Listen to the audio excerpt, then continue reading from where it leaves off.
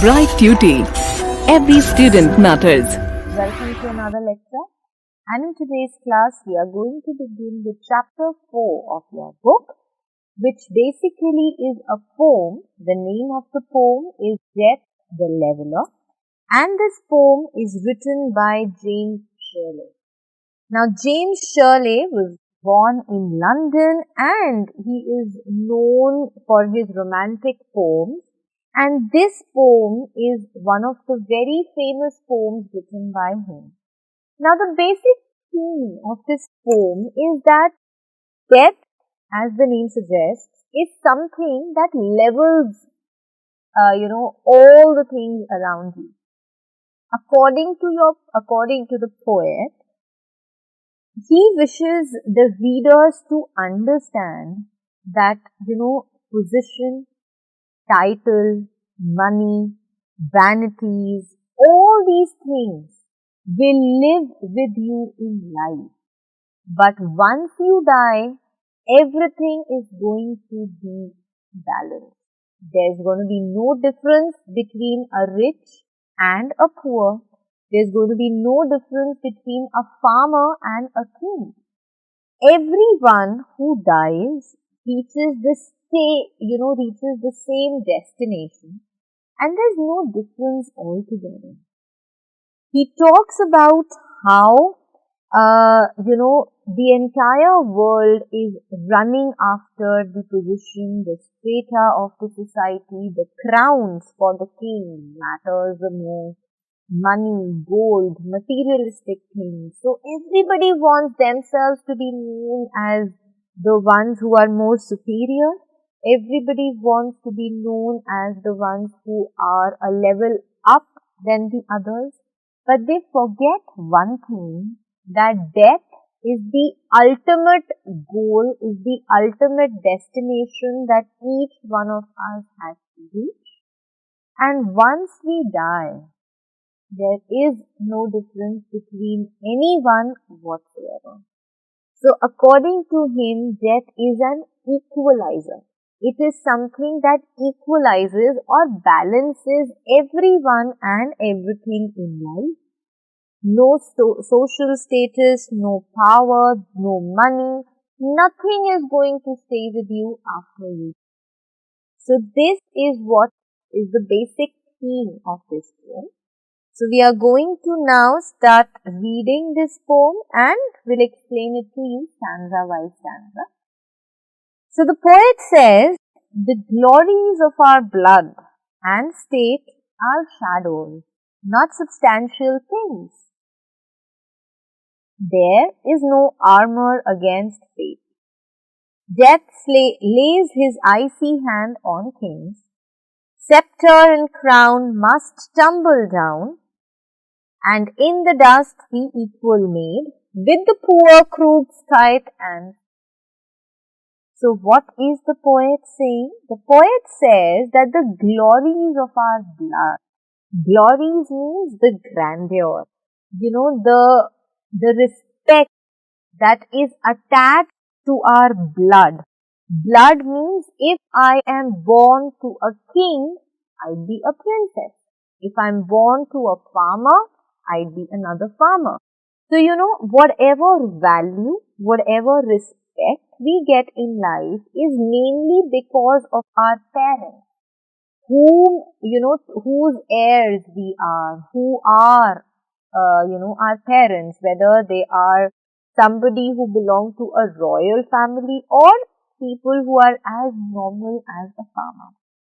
So the poet says that whatever respect, whatever grandeur, whatever thing is attached to your blood, whatever importance you give to a person who belongs to a royal family and state and position. So no matter how good, how royal your blood be or how good your position be in life, they are all shadows. He says, just like a shadow remains with us only for a limited period of time. We all have seen you'd be able to see your shadow only for a limited period of time. Your shadow will not remain with you throughout the day. So he says that just like a shadow can leave us and is not there with us throughout, similarly, the glory, the grandeur that is associated with blood, with a good reputation, with a good position is something which is momentary in nature, which is temporary and not permanent at all. And they are not substantial things, substantial importance. We should not give these things so much of importance. There are other things in life that should be catered to, and giving value to your parentage, giving value to your honor is something which is totally ridiculous. There is no armor against fate. Death lays his icy hands on kings. So, armor is something that protects you.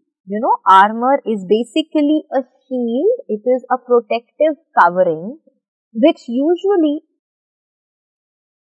the warriors wear before they face their enemy. So, when in a war, a warrior wears an armor which protects him from the army, from his enemies. So, the poet says that fate, our destiny, our luck is something that is bound to happen. And no matter how strong and how powerful your armor is, nothing can save you from what is written in your fate. Death lays his icy hands on kings, scepter and crown must tumble down. He says even if it is a king, death is going to take them. Death does not spare anyone.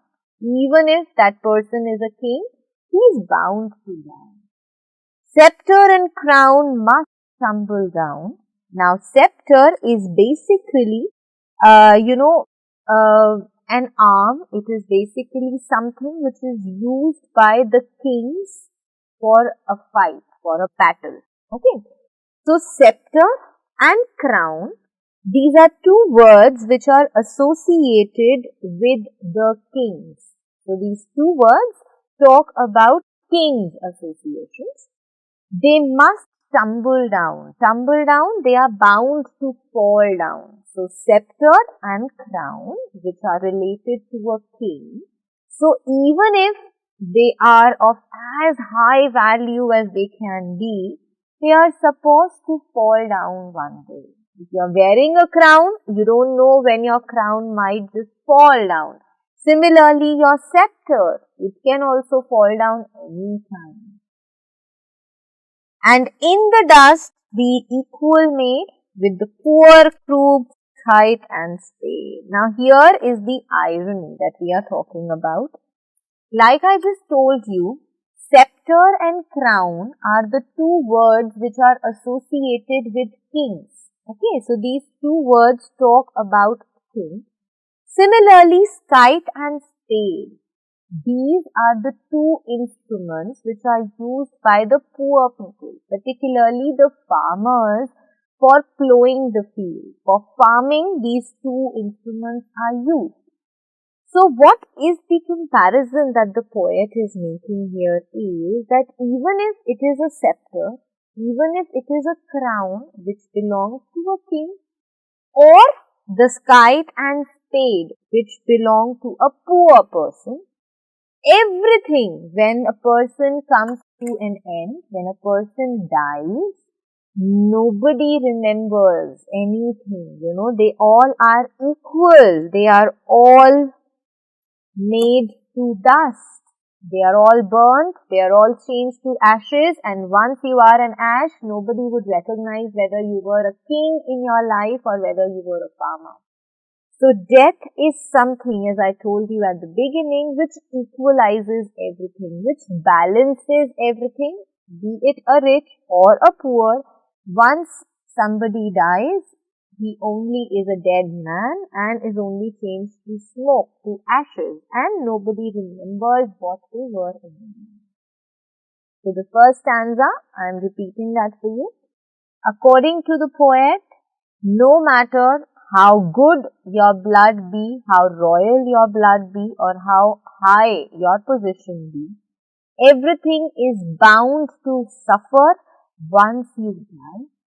People are only going to remember you, to ask you, to talk about you till the time you are alive. But once you die, things are balanced, and there is no difference between a rich person who is known by his crown and his scepter, or a farmer who's known by or known for his scythe and spade.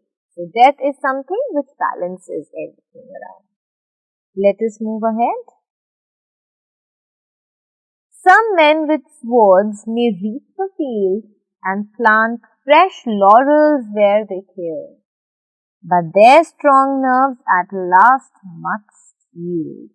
They tame but one another still, early or late they stoop to fate, and must give up their murmuring breath. When they pale, captives creep to them.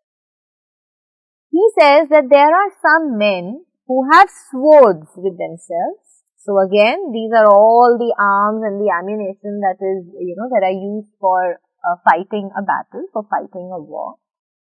So he says that those people who have swords with themselves may reap the field. May reap the field. Field over here refers to an area.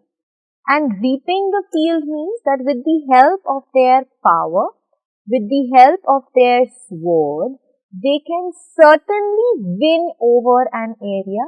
They can rule an area and plant fresh laurels where they kill.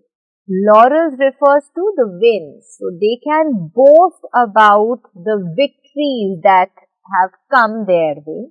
They can boast about the number of people that they have killed, and very proudly they can take over a land, very proudly they can take over an area. But their strong nerves at last must yield. Strong nerves over here refers to their strength. So no matter how powerful the person is, finally he must yield. Means that person is also supposed to die one day. That person is also supposed to give up in life one day. They tame but one another still. Tame means to control. Okay. So the poet says that such powerful people, such powerful men are obviously capable of taming the others with the help of their strength, with the help of their power. They have the capability to, cast their dominance over the other person. They can control the other person very well. Early or late, stoop to fate. Stoop means to bend. So he says, but these people also, sooner or later, are going to bend, are going to, bow down in front of their destiny, are going to bow down in front of their fate, and must give up their murmuring breath when they, pale captives, creep to death. So he says that all these people, irrespective of their power, are supposed to give up their murmuring breath. Murmuring breath, murmuring is to speak something. So he says that such people also are going to give up their breath one day. They are also going to take their last breath, to be precise, when they, pale captives, creep to death. Pale refers to somebody who is very weak. Okay? Pale is associated with the color yellow. Usually when we are ill, we say that our body becomes very pale. So he says that these people who must be very powerful in life, but such people also, by the time they reach their end, they become very pale, they become very weak, just like a captive Who is a captive? Captive is somebody who, you can say a prisoner basically. So just like a prisoner loses all hope, a prisoner is beat. Similarly, this powerful person who actually had all the strength when he was alive, now that that person is nearing his death, there is no difference between him and the one who is a prisoner. This person also becomes very, very weak. This person also becomes very pale and creeps to death. Creep means slowly moves towards death. So what does this stanza tell us now? The stanza says that there are people who using their swords, means using their power, may be successful in capturing an area, in boasting about the victories, in boasting about the number of people that they have killed. But no matter how strong they may be, there would be a day when even they will have to give up, when they will have to be tamed by death, when they will have to creep to death, and that would be the time when there would be no difference between a powerful person and a person who had been a prisoner.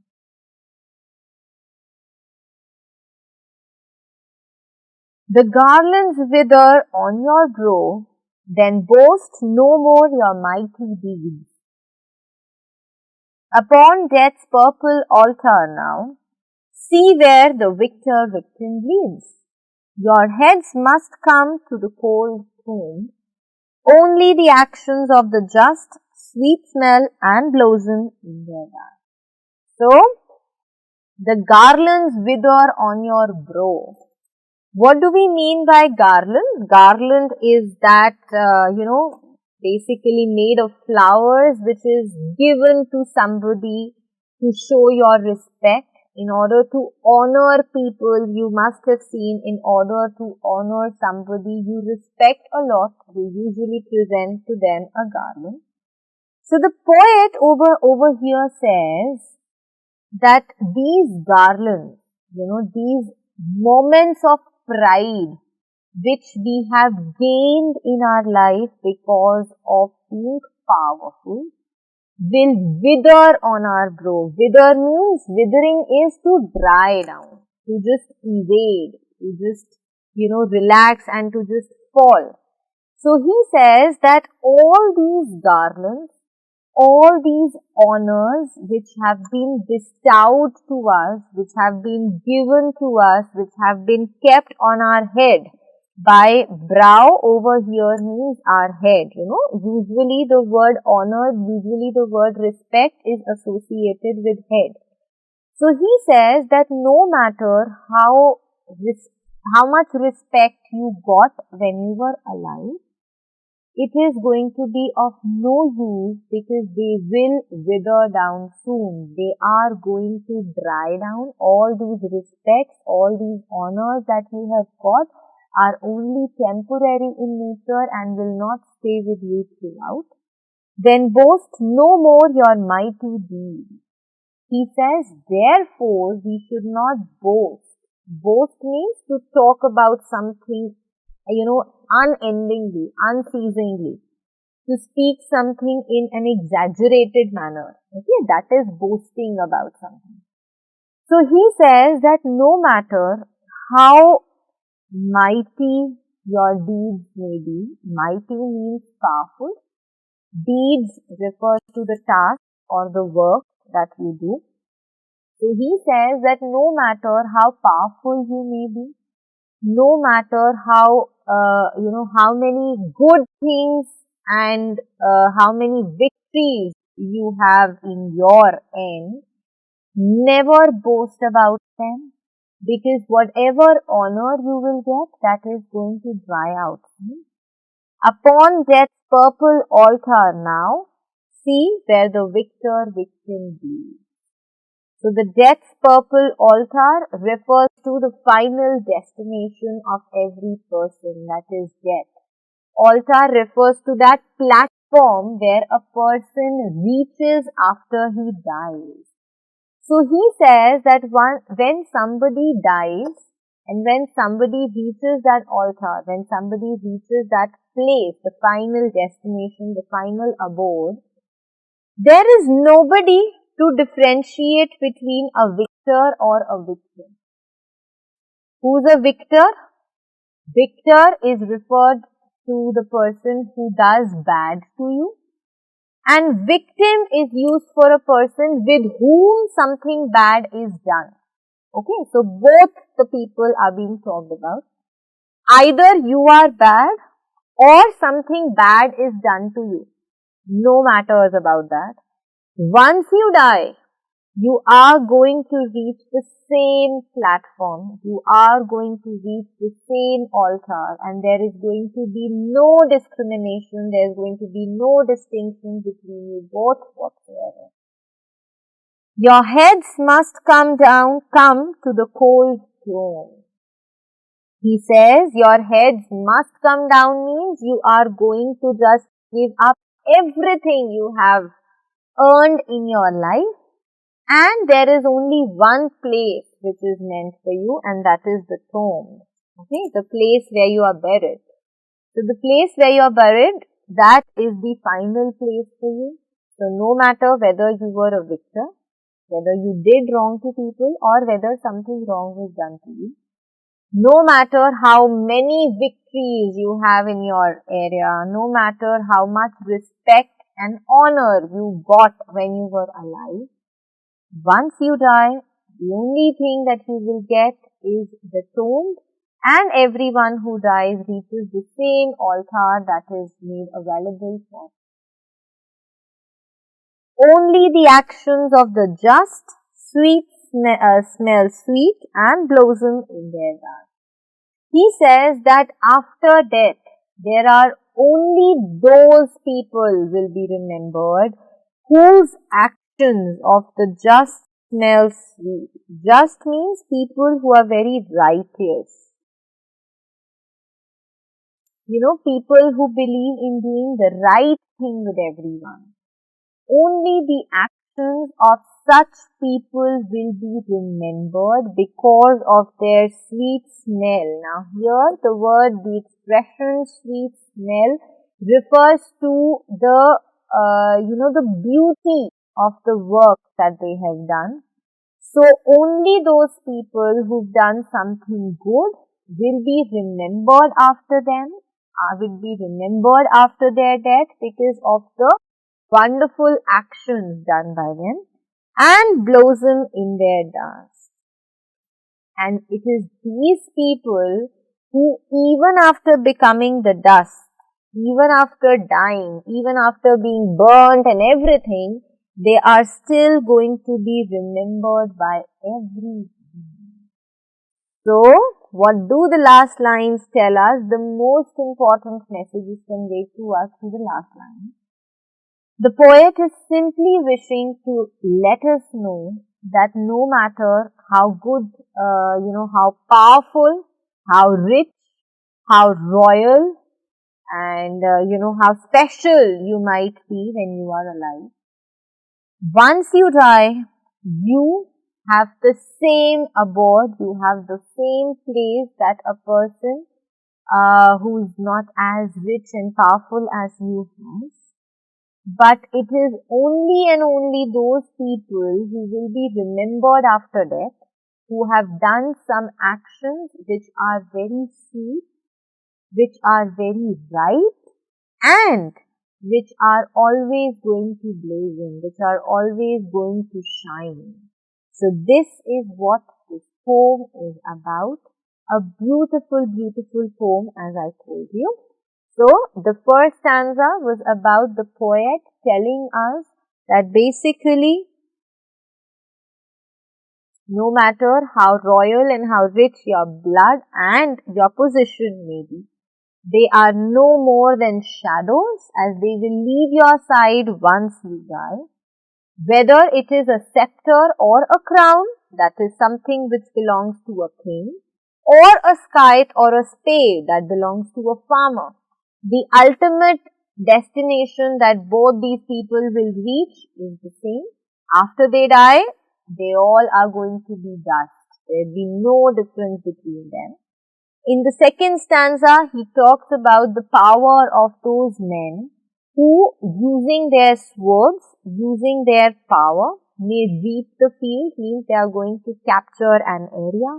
They might just tell people that they have conquered a huge place, but you ought to remember that in front of fate, in front of your destiny, there is nothing that you can do. And ultimately, you have to bend, you have to bow down, you have to stoop in front of your death. In the last stanza, the poet talks about the fact that your garlands, your victories, the honor that you get in life, that is not going to stay with you forever. Once you die, whether you were a victor when you were alive or you were a victim, you are going to reach the same altar where death leads us all. And the last two lines he sums up by concluding that only those people who've done something right, only those people who've done something very, very wise, only those people whose actions were loved by all will be remembered even after they become dust, that is, even after they. So my dear students, I hope you enjoyed reading this beautiful poem as much as I did explaining it to you.